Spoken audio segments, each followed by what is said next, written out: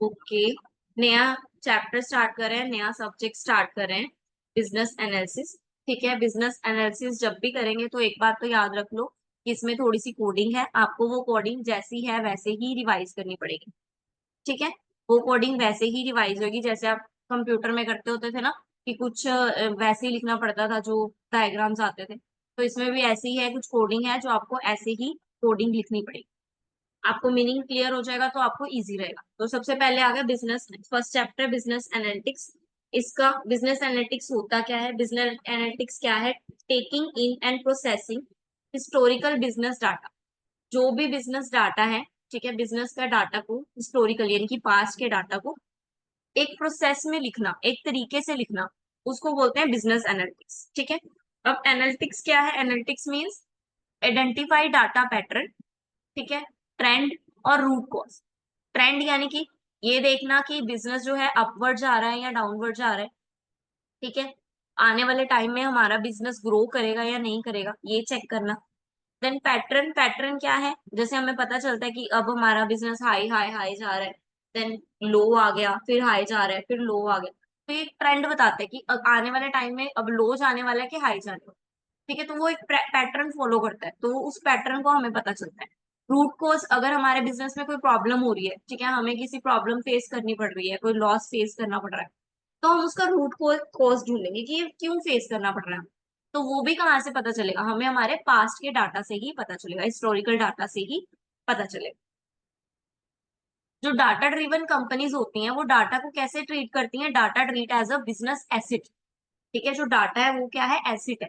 वो एक तरह के आपके पास कॉम्पिटिटिव एडवांटेज है, यानी कि एक एक्स्ट्रा एडवांटेज जो कि बाकी कंपनियों के पास शायद ना हो। ठीक है, मान लो कोई नई कंपनी आई है, उसका भी फर्स्ट ईयर है, तो उसके पास वो डाटा नहीं है। ठीक है, तो उसको नहीं पता कि बिजनेस पिछले सालों में कैसे ट्रेंड करके गई। ठीक है, या उसका उसका बिजनेस कैसे ट्रेंड करेगा। तो इसलिए एज जो बिजनेसमैन है उसके लिए ये जो डाटा है वो क्या है? एक तरह का एसिड है।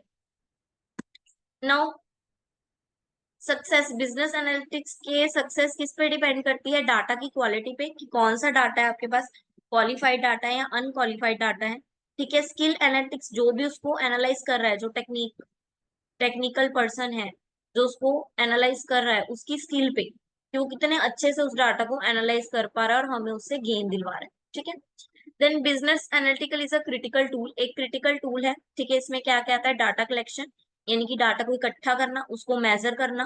ठीक है, डिफरेंट डिफरेंट इंफॉर्मेशन है, जो सेट ऑफ स्टैंडर्ड्स है, वो चेक करना कि इस सेट के साथ कौन सा मेथड जाएगा, कौन सी टेक्नोलॉजी जाएगी।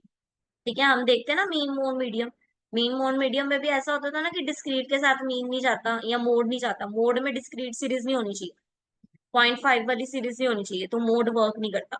इसी तरह हम इसमें भी देखते हैं कि सेट ऑफ डाटा, ठीक है, कौन सा सेट ऑफ डाटा लगाएं, मतलब ये सेट ऑफ डाटा के साथ कौन सा मेथड लगाएं कि इस पे वैलिडेट हो, अच्छा हो, इसके लिए अच्छा हो। ठीक है, हमारे अच्छा रिजल्ट। डाटा माइनिंग, माइनिंग का मतलब क्या होता है? खोदना, खोदना यानी कि गहराई में जाना, तो फ्यूचर को प्रिडिक्ट कर पाना, उसके लिए टूल्स अरेंज करना कि फ्यूचर में क्या क्या करवा सकते। डिस्क्रिप्टिव, डिस्क्रिप्टिव यानी कि डिस्क्राइब करना। अब डिस्क्राइब क्या करेंगे? जो पास्ट की इन्फॉर्मेशन उसी उसी को डिस्क्राइब कर सकते हो ना आप। आने वाली इन्फॉर्मेशन को तो नहीं डिस्क्राइब कर सकते। आप कोई कहानी सुना रहे हो, आप वो कहानी किसकी सुनाओगे? पुरानी जो बीता हुआ है वही सुनाओगे ना। तो डिस्क्राइब करना, पास्ट का डाटा को डिस्क्राइब करना। ठीक है, उससे क्या क्या हो सकता है, क्या क्या हैपनिंग हुई उस टाइम, हमें इस टाइम क्या क्या ध्यान रखना है।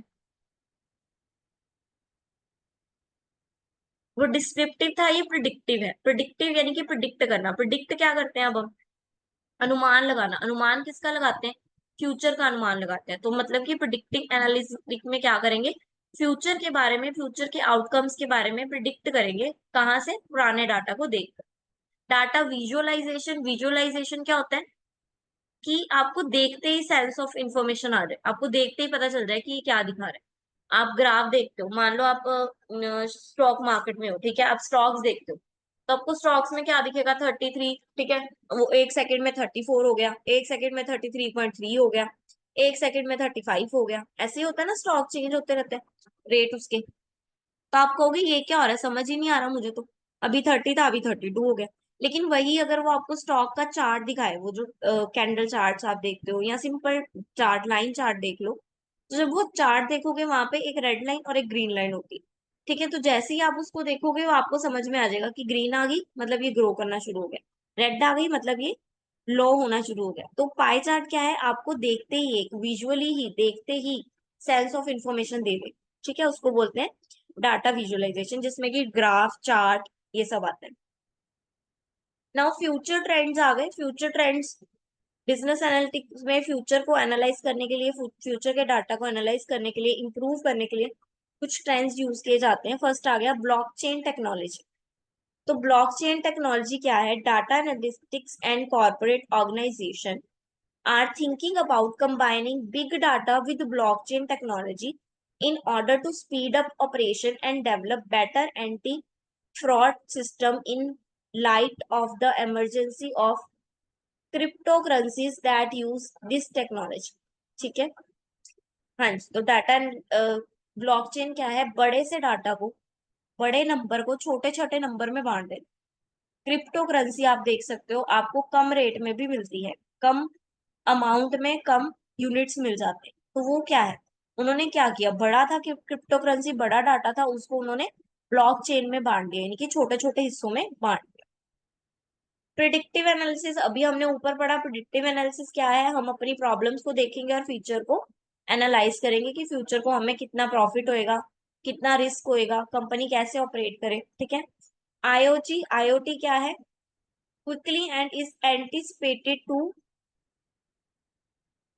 quadruple in size by 2022 as a result of continued development in the discipline of data processing and sophistical analytics. Use case of business analytics, Netflix use business analytics in several ways. Content analysis यानी कि क्या है, वो कह रहे हैं कि data जो है इस टाइम पे बहुत ज्यादा यूज हो रहा है। ठीक है, अब के टाइम में डाटा जो है, आप भी सारा दिन नेट देखते हो, तो जो डाटा है वो सबसे ज्यादा यूज हो रहा है।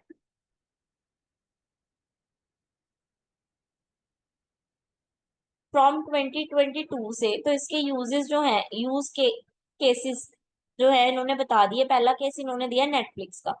नेटफ्लिक्स का केस इन्होंने क्या दिया कि Netflix use business analytics in several way. Netflix भी बिजनेस एनालिसिस का यूज करता है बहुत अलग अलग तरीकों से। ठीक है, वो तरीके दिए हैं। ठीक है, और ये जो आईओई का आईओटी का मतलब है इंटरनेट ऑफ थिंग्स। ठीक है, इंटरनेट ऑफ थिंग्स यानी कि आप किसी भी चीज को with the help of internet use कर लेते हो। ठीक है, नेटफ्लिक्स है, अब नेटफ्लिक्स से कितनी चीजें देखते हो वो देखते हैं। अब नेटफ्लिक्स भी बिजनेस एनालिटिक्स कर रहा है। ठीक है, यानी कि अपने डाटा को एनालाइज कर रहा है कि कौन से लोग मेरे ज्यादा यूज करते हैं, कौन से लोग को मैं ज्यादा पसंद आता हूँ, फिर वो उन्हीं लोगों को या उन्हीं एज ग्रुप को क्या है भेजता है अपना प्रपोजल बार बार बार बार। ठीक है, उनको ऑफर्स देता है बार बार कि वो ले लें, नेटफ्लिक्स ले लें। ठीक है, आपको पता है यूथ को सबसे ज्यादा करता है। ठीक है, कस्टमर के बिहेवियर को देख के, जिस पर कस्टमर जो देखना चाहता है ना, आप भी देखोगे, आप अपने फोन में एक रील देखोगे, आपको आगे से सेम वैसी रीलें दिखाई देंगी। ये क्या है, ये इंटरनेट ऑफ थिंग्स है, वो समझ गया कि आपको क्या देखना है, तो फिर वो उस हिसाब से मार्केटिंग कर रहा है। सेकेंड एग्जाम्पल इन्होंने अमेजन की दे दी। ठीक है, सेल्स बढ़ाई उन्होंने। Then what is R, R क्या है, R analytics is data analytics using R programming language, an open source language used for statistical computing and graphics। ठीक है, R क्या है, एक प्रोग्रामिंग लैंग्वेज है। ठीक है, ओपन सोर्स लैंग्वेज है। ठीक है, जो कि यूज होती है कहाँ कहाँ, स्टैटिकल एनालिसिस में और data mining.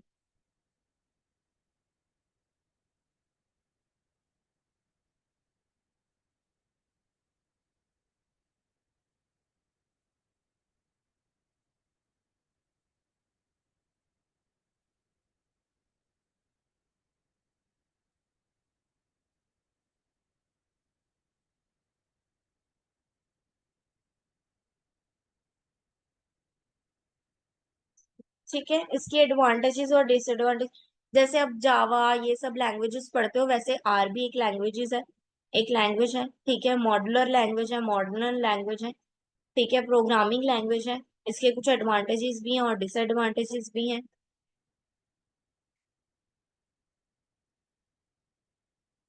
Prawns and cons यानी कि पॉजिटिव एंड नेगेटिव इम्पैक्ट। सबसे पहले पॉजिटिव दे दिया, ओपन सोर्स। ओपन सोर्स क्या है? We can work without any need of licence और फीस। ठीक है, इसको आर प्रोग्रामिंग लैंग्वेज को यूज करने के लिए आपको किसी भी लाइसेंस की जरूरत नहीं है। ये ओपन सोर्स लैंग्वेज है, ये इसका एडवांटेज हो गया। यही अब इसका डिसएडवांटेज बन जाएगा कि इसमें सिक्योरिटी नहीं आ रही। ठीक है, ओपन सोर्स होने के कारण। Then platform independent. Platform independent क्या है? Independent language or cross-platform programming language, which means its code can run on all operating systems, are enable program to develop software for several competing perform platforms by writing a program only once. R can run quickly, easy or on Windows, Linux और Macs। ठीक है, platform independent है, कोई भी are are language खोल के are language का use कर सकता है और प्रोग्राम क्रिएट कर सकता है। बहुत सारे प्रोग्राम सेम लैंग्वेजेस में ही बने हुए, आर लैंग्वेज में ही बने हुए। इट मीन्स ये है कि इसको कोड कर पाना किसी और के लिए इजी हो जाता है। ठीक है, इजीली रन हो जाता है ये इन सब में। Machine language operate.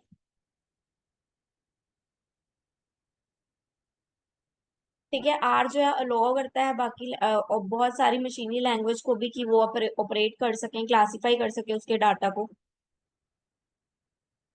Supporting for data wrangling। Data wrangling क्या है?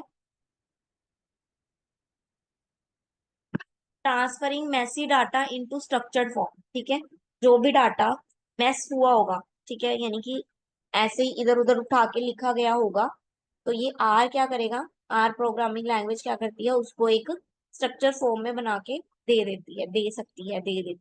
ठीक है, अगर आप उसको बोलोगे तो वो आपको दे देगी। Quality plotting and graphic. इसमें आप प्लॉट कर सकते हो। ठीक है, कितनी भी क्वालिटी कितनी भी क्वांटिटी आपने लेनी है आप प्लॉट कर सकते हो, ग्राफिक फॉर्म में इसको रिप्रेजेंट करवा सकते हो। कौन सा आ गए यानी कि इसके डिसएडवांटेज? Data handling. इसमें थोड़ा फिजिकल मेमोरी में स्टोर करना पड़ता है डाटा को। ये यानी कि डाटा को स्टोर करने के लिए जगह ज्यादा चाहिए होती है, मेमोरी ज्यादा चाहिए होती है। सिक्योरिटी का इशू है, अभी हमने ऊपर पढ़ा कि ओपन है तो सिक्योरिटी का इशू आएगा। कॉम्प्लिकेटेड लैंग्वेज, थोड़ी सी लैंग्वेज इसकी कॉम्प्लिकेटेड है। ठीक है, कर्व्स है इसकी लर्निंग में। ठीक है, इसके लिए आपको थोड़ी सी प्रायर नॉलेज चाहिए। ठीक है, जो नहीं होगी जिसके पास वो इसको हैंडल नहीं कर पाए। एक minute.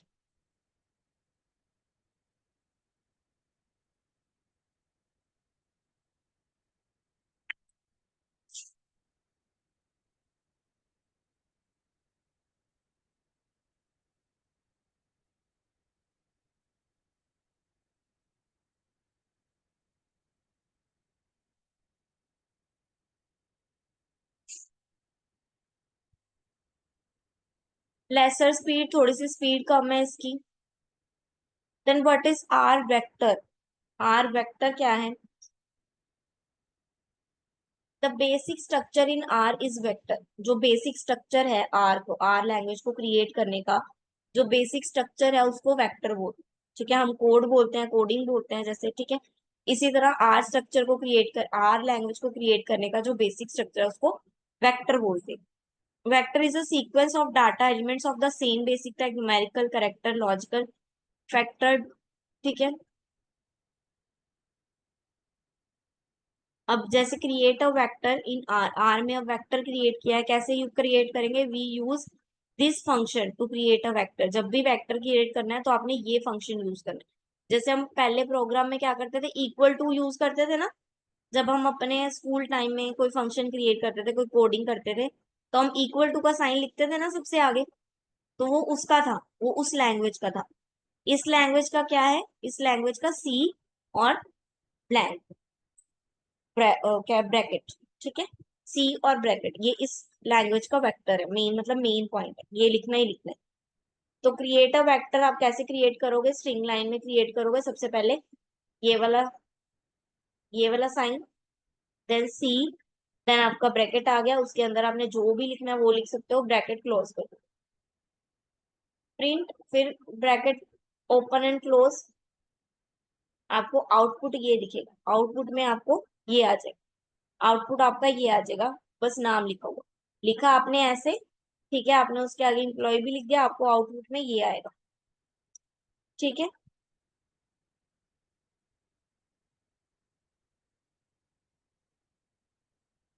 Now type of R vector, different different type के हैं ये सारे। न्यूमेरिकल वेक्टर, इसमें क्या होगा, न्यूमेरिकल वैल्यूज यूज होएंगी, ठीक है। करेक्टर में करेक्टर वैल्यूज यूज होएंगी, ठीक है, इनके अल्फाबेट और स्पेशल करेक्टर्स। लॉजिकल में, लॉजिकल वेक्टर में क्या यूज होगा, ट्रू फॉल्स, ना, नल वैल्यू, ये सब यूज होएगा।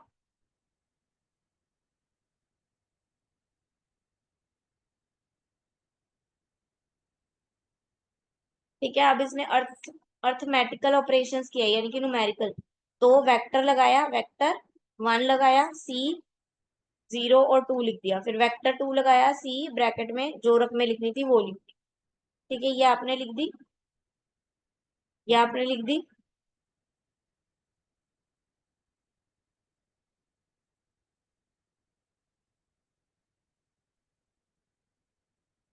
ठीक है, आपने फिर परफॉर्मेंस उनकी की, परफॉर्मेंस की, ठीक है, ये था सिंपल वेक्टर लगाना।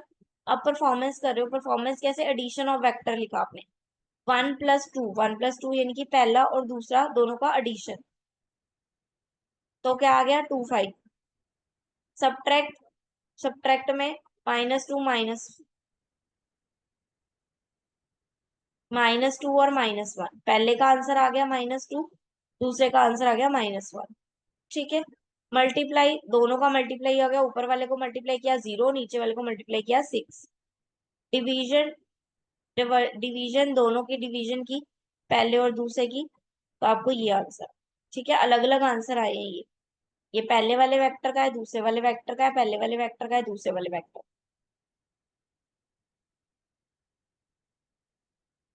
नाउ फंक्शन और इन आर प्रोग्रामिंग लैंग्वेज, फंक्शन कौन से हैं, बिल्ट इन फंक्शन है। बिल्ट इन फंक्शन क्या है,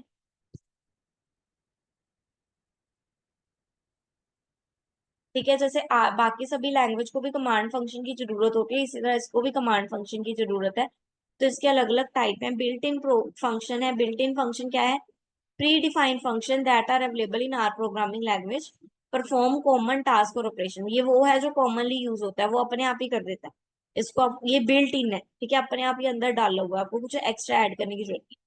यूजर डिफाइंड फंक्शन, इसमें क्या है, आपको यूजर को खुद लिखना पड़ता है कि उसको क्या चाहिए, फिर वो परफॉर्म कर, ठीक है। बिल्ट इन फंक्शन जैसे आपने खुद उसमें क्या कहते हैं, MS एक्सेल में देखा होगा, प्लस माइनस मल्टीप्लाई, ये बिल्ट इन फंक्शन है, ये वहां पे अवेलेबल है, आप ऐड के ऊपर जाओगे तो आपको ये ऐड का ऑप्शन अपने आप दिख जाए, ठीक है, तो ये बिल्ट इन प्रोग्राम्स है, ठीक है। जैसे इन्होंने आर फंक्शन परफॉर्म किया, ठीक है, सम ऑफ नंबर 4 to 6, तो प्रिंट सम 4 to 6, ये करने के बाद आपके पास आंसर आ गया, आउटपुट आ गया, पहला का आ गया 15,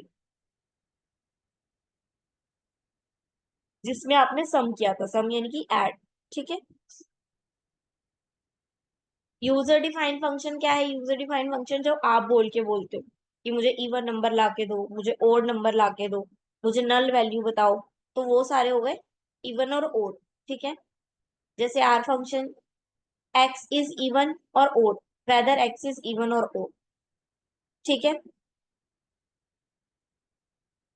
तो एक्स को उन्होंने सॉल्व किया, X, X divide by 2 equal to 0 आ गया, क्योंकि हमारे पास एक्स की कोई वैल्यू नहीं थी, तो रिटर्न क्या आ गया हमारे पास, 0 0, दैट इज इवन।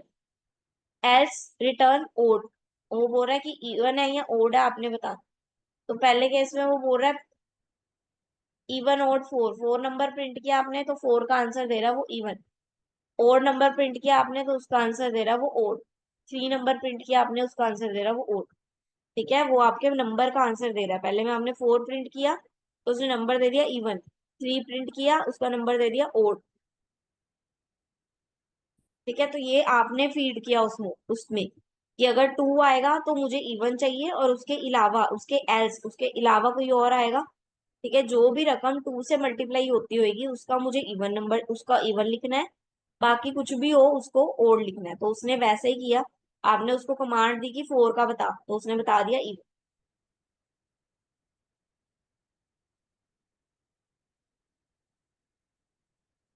इसी तरह उन्होंने कैलकुलेट किया area of circle. Area of circle निकालना है। एरिया ऑफ सर्कल का आपने फॉर्मूला दे दिया उसको कि फंक्शन क्या है, radius. Area of circle is equal to pi radius two. ठीक है, एरिया ऑफ सर्कल टू लिख दिया उसने, पाई के अकॉर्डिंग इसकी वैल्यू निकाल के दे दी कि इतना है। पाई आर टू होता है ना, पाई आर टू होता है ना area of circle, pi R और ऊपर टू यानी कि स्क्वायर। तो उसने उसी अकॉर्डिंग टू आपने उसको दिया कि टू का निकाल के दे, तो उसने टू का निकाल के दे दिया।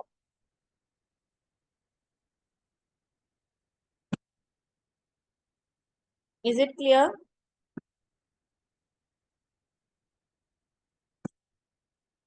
Yes ma'am.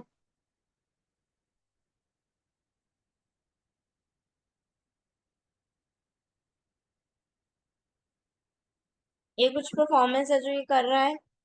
पहले तो ये रीड करो, आर फंक्शन एग्जांपल दिए हुए हैं दोनों, ये पढ़ो, रीड करो फटाफट क्या कह रहा है ये।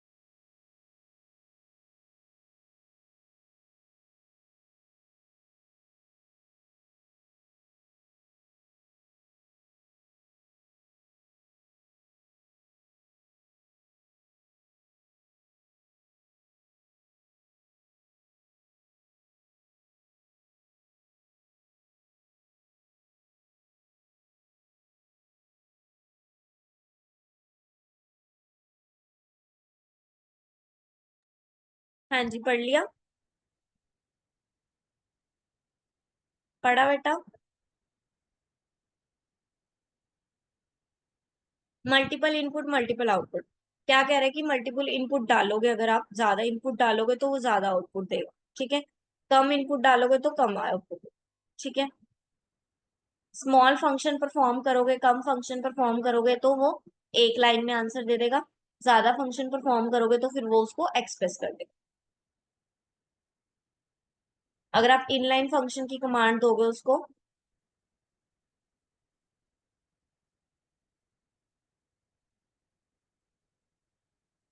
Command with the argument X, then the expansion of the function, तो वो फंक्शन को एक्सपेंड कर देगा। देन आर ऑपरेशंस, ऑपरेटर्स कौन कौन से इसमें, वेरिएबल्स एंड वैल्यूज। ठीक है, वेरिएबल्स और वैल्यूज पे काम करते हैं हम।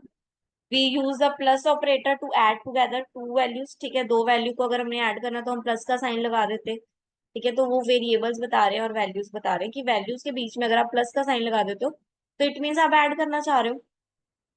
ठीक है, ऐसी और ऐसी अलग अलग ऑपरेशन है, अर्थमेटिक के अलग है, साइन के अलग है। जब आप ऐसे एरो लगाते हो, वो जो ऐसे ऊपर लगा हुआ था कि हाई का लो का, तो वो क्या दिखाता है, लाइक ऐसे वाला एरो। ठीक है, ऐसे वाला एरो, ये सब क्या है, ये कंपैरिजन में आ जाता है, असाइनमेंट में आ जाता है। ठीक है, लॉजिकल में आ जाता है। आप ऐसे साइन लगाते हो तो फॉर्म करते हो।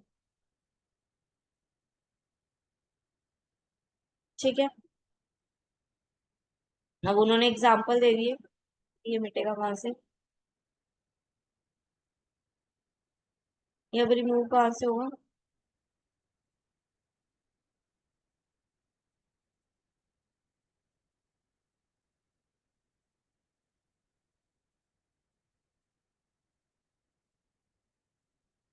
हाँ जी, ठीक है। एडिशन में उन्होंने क्या किया, ऐड सब्ट्रैक्ट में माइनस का साइन, मल्टीप्लाई में ये साइन, डिवीजन में ये, एक्सपोनेंट में ये वाला साइन आएगा, ठीक है।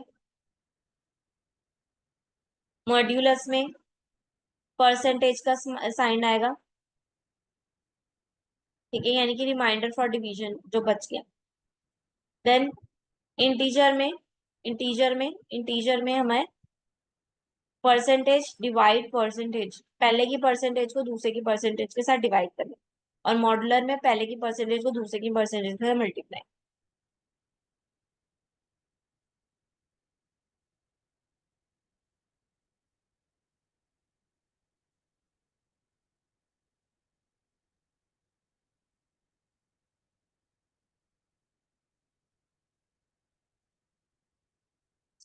चलो रन कर अब, हमारी क्लास खत्म हो जानी जितने में इसने रन करना।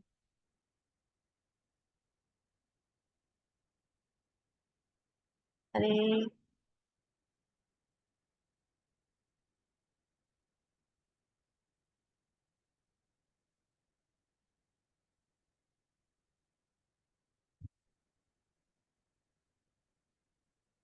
ठीक है, तो अभी यहाँ पे जाके ट्राई कर सकते हो। अभी हमने खोल के देखा था, खुला ही नहीं, वरना हम कर लेते try.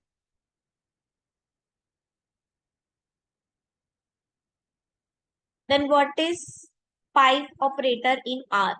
Pipe in R is an infix operator that can introduce in Magritter package by Stephen Milton batch, which is used to pass the output of one function as an input to the another function. ठीक है, pipe function क्या है, जैसे pipe में से सामान निकलता है ना, पाइप में से सामान जाता है, पानी जाता है, पाइप में से निकलता है, पाइप पूरी पाइप में से निकलता है, और उसके नीचे अगर मैं दूसरी पाइप अटैच कर दूंगी तो वही पानी दूसरी पाइप में चला जाएगा, होगा।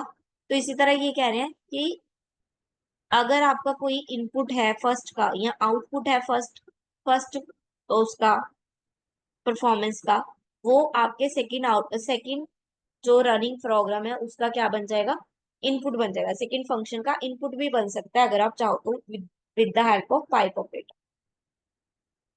ठीक है, पाइप ऑपरेटर यूज कैसे करना है, ऐसे परसेंटेज साइन लगा देना है, ऊपर वाला की ऊपर वाला जो है नीचे आ जाए हमारा, तो नीचे परसेंटेज। ठीक है, क्यों यूज पड़ती है आर प्रोग्राम में पाइप की, बार बार लिखने से बचते हैं हम, एक ही रिजल्ट को बार बार लिखना नहीं पड़ता, एक ही वर्ड को बार, मतलब टू के पर ऐड वन करना है, वन में फिर थ्री ऐड करना है, थ्री में फिर फाइव ऐड करना है, तो हमें बार बार नहीं लिखना पड़ेगा, हम उनका एडिशन ही उठा लेंगे और फिर आगे ऐड करते जाएंगे। ठीक है, तो इजी करने के लिए काम। Is it clear? Chapter 3 will be continue tomorrow. आप तक का चैप्टर क्लियर है, और यहाँ से आप ट्राई कर लेना, इट विल हेल्प यू। यहाँ से आप ट्राई कर लेना कैसे करना है। ठीक है, आज का चैप्टर क्लियर है, Yes, ma'am. समझ में आया?